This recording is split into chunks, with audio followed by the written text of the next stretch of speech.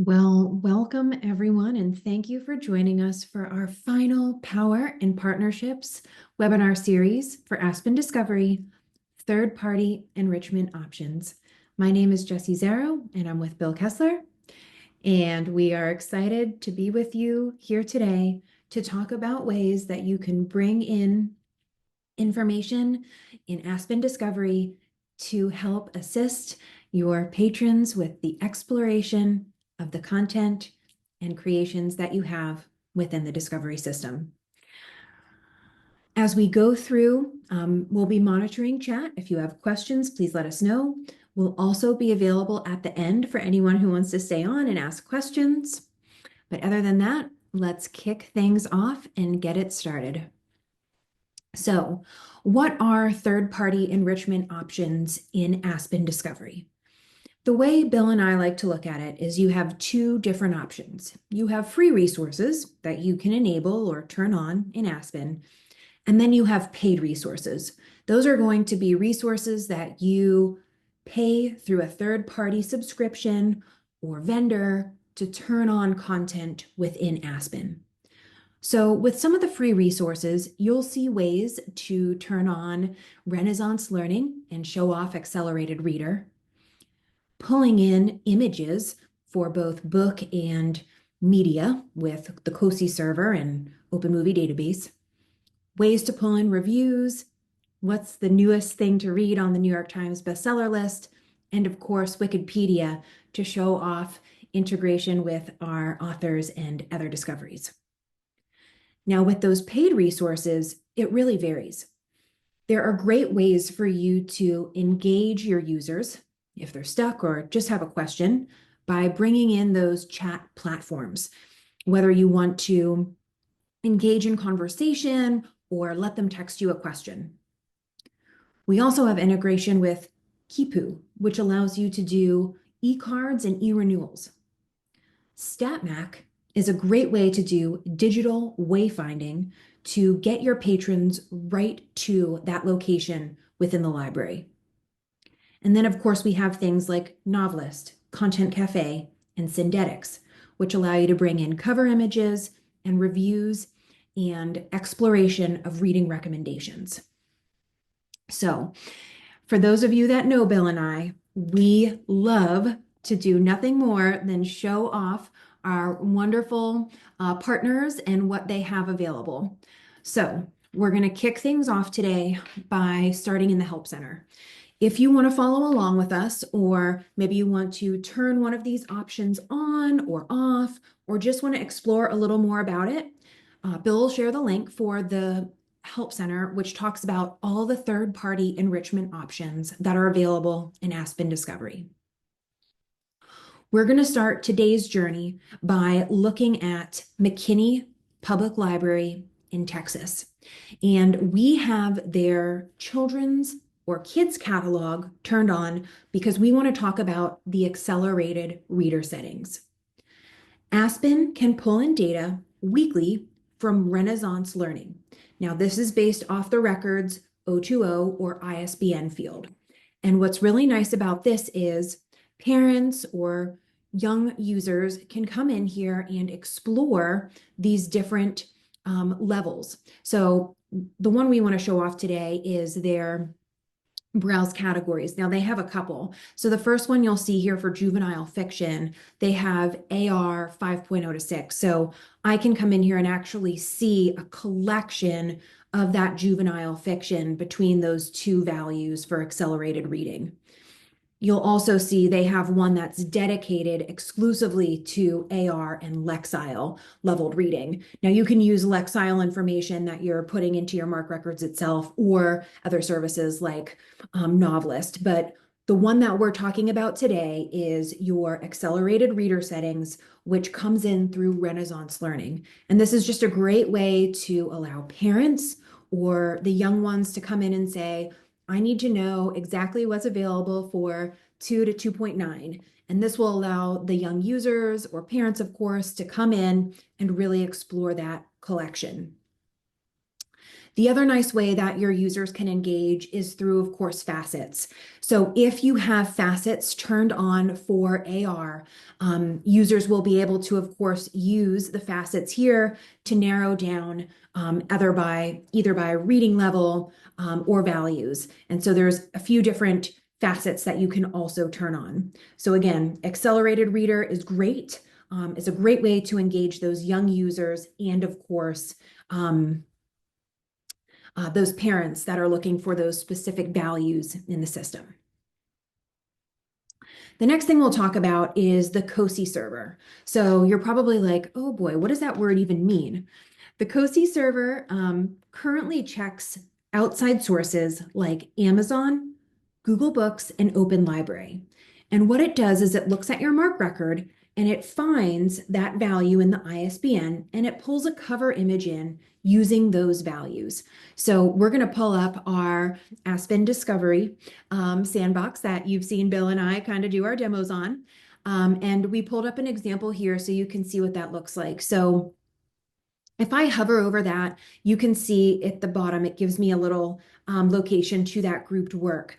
But for those of you who are interested, if we scroll all the way down to the bottom, we have our staff view turned on. This will actually show us all of the information. So you can see where that image is being pulled from, and you can see additional resources. So you'll see here, this image is coming right now from the COSI server with Google Books. And again, that's a free resource that you can turn on. Now, later in the webinar, we're going to talk a little bit about some of the paid content providers. And with our paid content providers, you can turn those on. You can also turn the COSI server on as a backup. So if for some reason it doesn't find an image, it can check COSI, and if COSI finds one, it could pull it up. So it's a win-win. And it's a nice way to be able to pull that information into the system. Our next example we are going to show you is the Henry Carter Hull Library, and we're showing off the integration with Goodreads. So here we're looking at the Spy Coast, a book. And if we scroll down a little bit, you'll notice that they have theirs turned on at the bottom where it shows us the reviews from Goodreads. Again, this is a free service. If you want, you can turn it on, and it will bring in reviews from the outside service of Goodreads. It uses an API call to bring that information in. So some libraries like to turn this on. We have lots of users that, of course, probably have the Goodreads app on their phones, and they're logging all of that information. But this is just one more step where you can bring those reviews into Aspen Discovery. And while we're here, we'll talk about just some of the ways that you can kind of enhance this. So when you're building out your grouped detail page, you can actually reorganize the order for which these appear. So if you want the reviews higher or the subjects or any of those, all of that information can be reorganized. They can be open or closed by default. So when we first came in to look at this title in Henry Carter Hull's Discovery layer, you'll notice all of them were collapsed by default. So you'll see as we explore more of our Discovery systems that some people have them open by default. Okay, our next example, we're going to talk a little bit about our Google API settings. Now, there's actually 3 different things that you can set up with Google API settings. So I am logged into the sandbox that Bill and I use when we're demoing or talking to our libraries about Aspen. And I came right over to Administration, Third-Party Enrichment, and then we're going to open up our Google API settings. In here, this is where we can set a few things up. Google Analytics, which will allow us to connect to version 4. So for those of you that use Google Analytics, if you remember in 2023, I think it was, they sunset 3 and went to 4, which they call G4 now.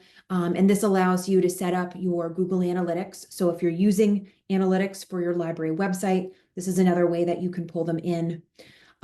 You can also use Google Books, which is another way to bring in cover images into the system.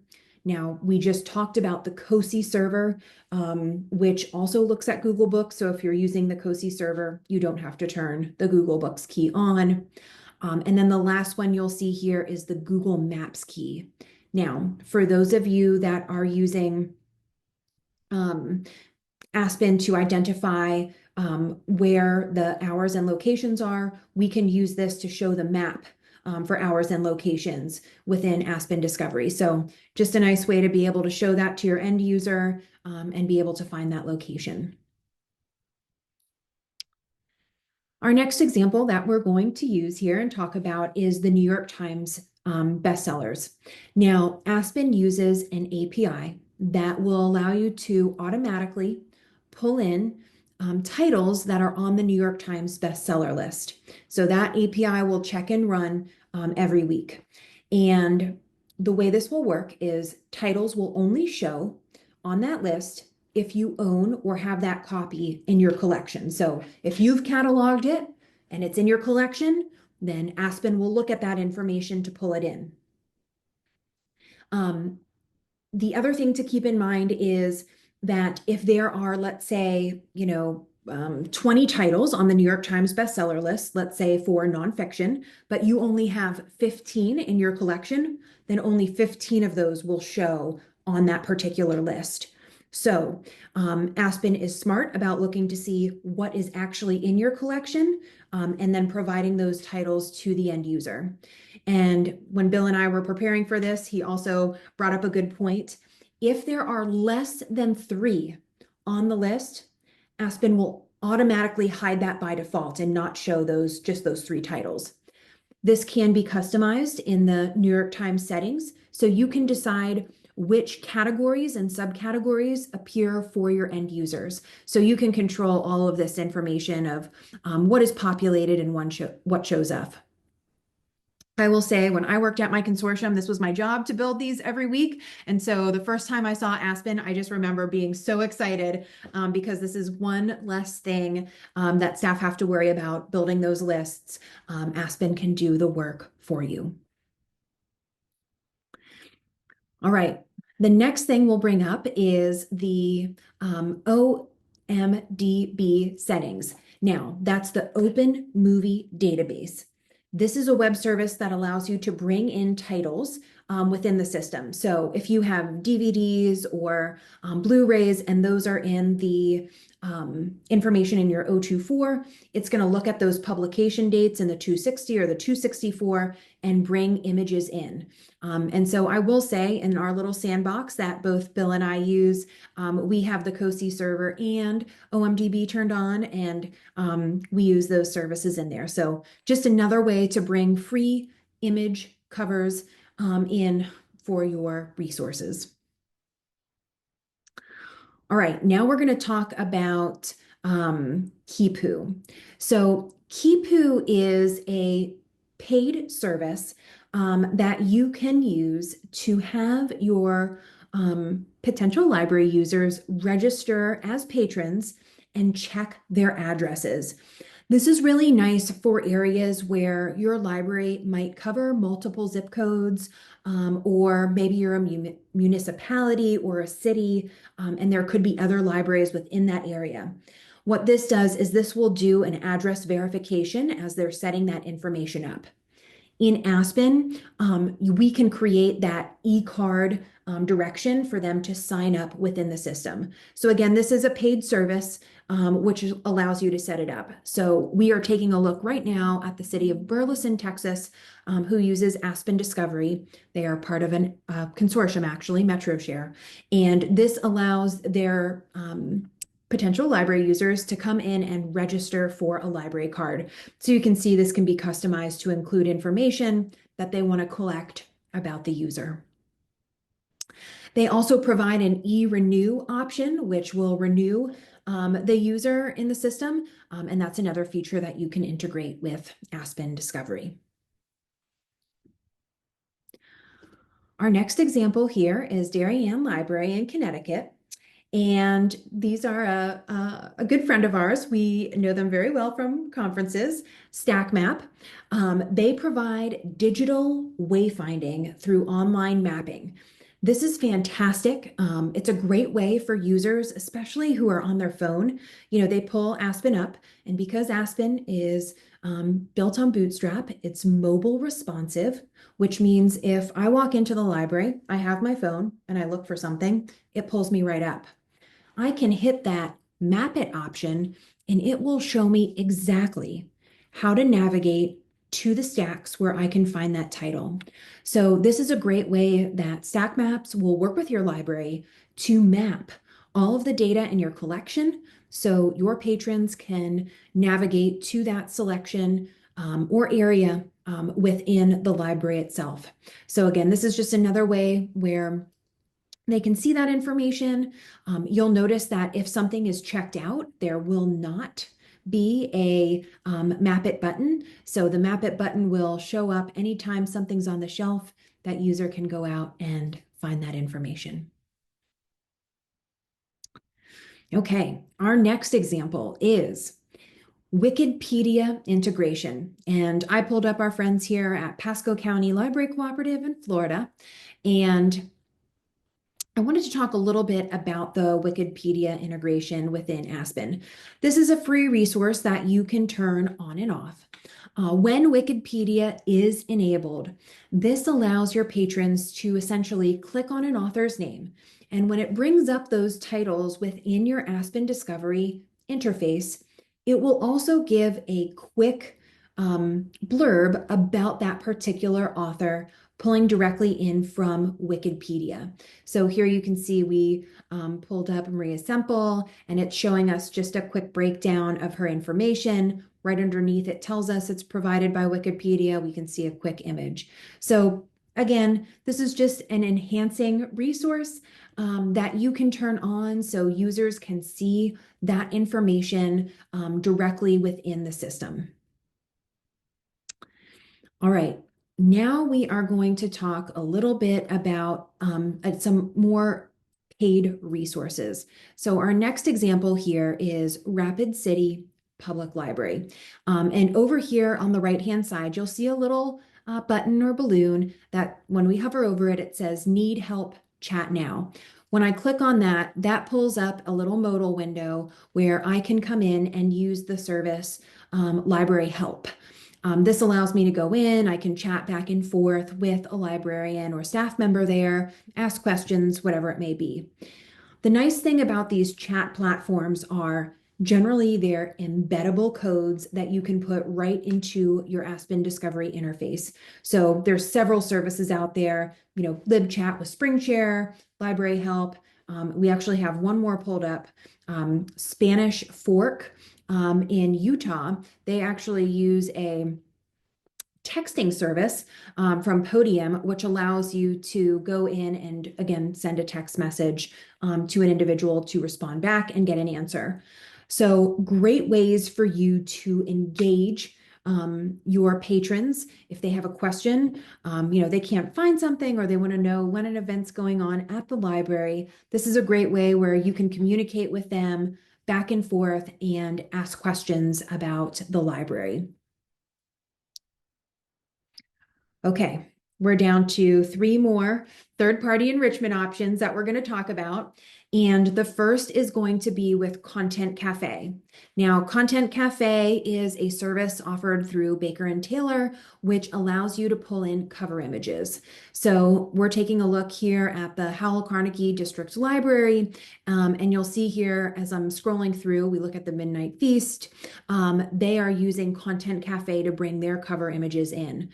And me, my inner librarian, I always like to see where things are coming from. So if we scroll down to the bottom, you'll notice that when we look at their staff view, we can scroll down and see that that image source is coming in from Content Cafe. Now, Content Cafe is a paid service, but this is something that you can get through Baker and Taylor to bring those cover images into your system.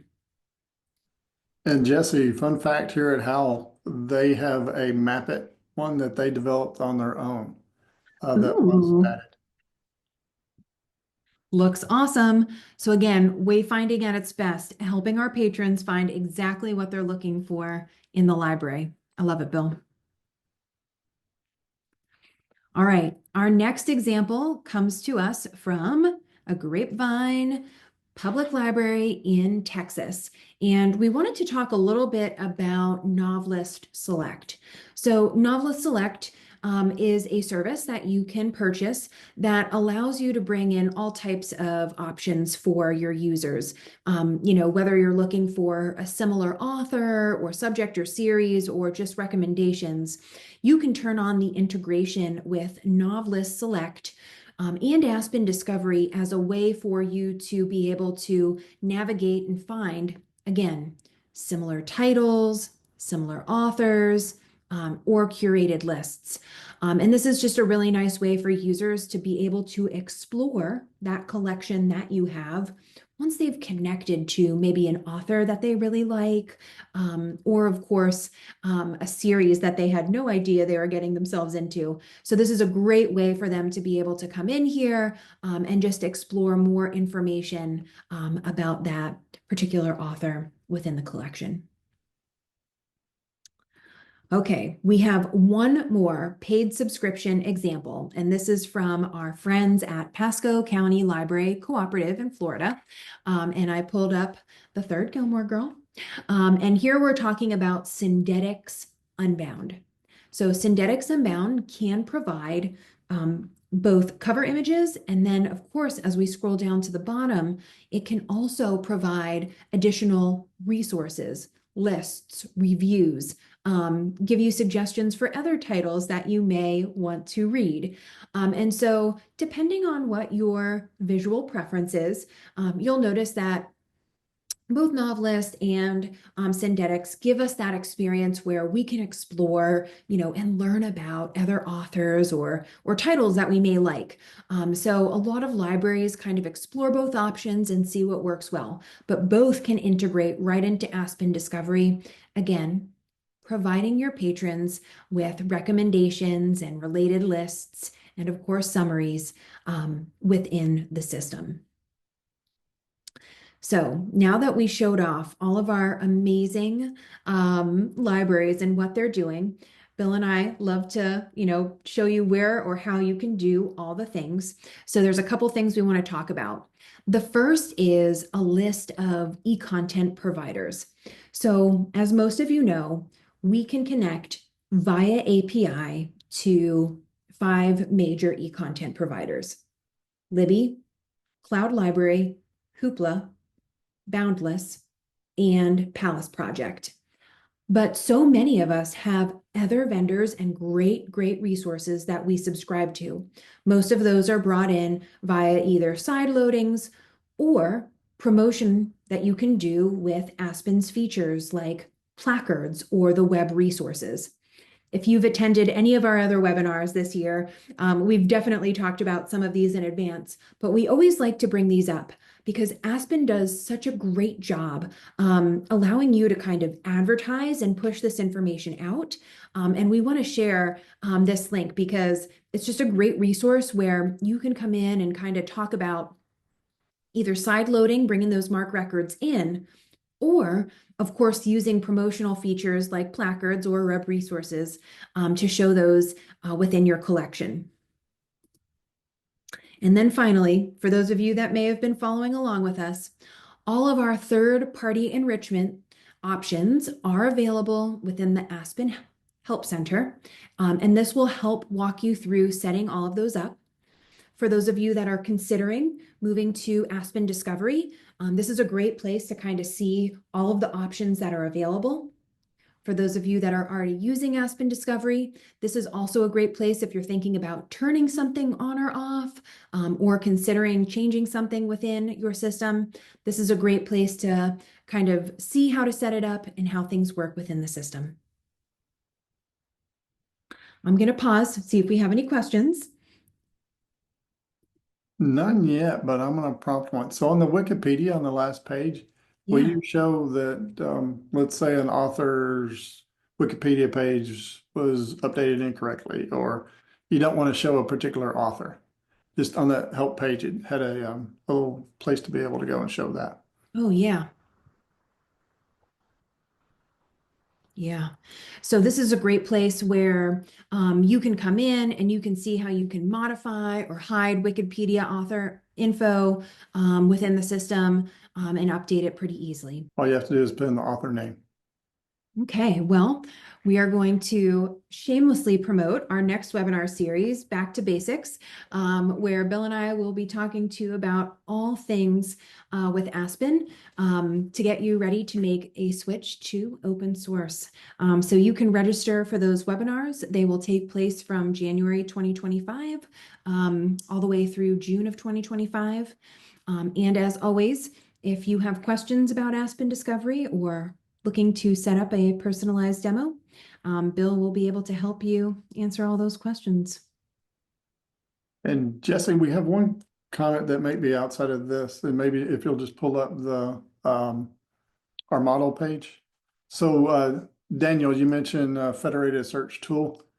Um, we consider Aspen more of a discovery tool, where with a federated search, you may pick databases and other things and be able to pick and choose which ones you search through. With Aspen, our main focus is going to be the catalog that you have off the shelf, plus e-content you may get from Libby, Hoopla, Cloud Library, Palace Project. Then you can additionally add in ebooks from folks like Gale, resources like LinkedIn Learning. So I wouldn't consider it close to a federated search, but it does do some federated searching. And as Bill mentioned, you'll see like our simple search for yoga brings back e-content and physical items in the collection, events that are happening, links that go out to EBSCO. It could index our website, link out to, archives or genealogy or other libguides that you may have that are available within the system. I don't see any other questions. I think that answered the initial one with Daniel. So, Well, if any other questions come up, we're always here to answer questions. And if not, have a great week and happy holidays.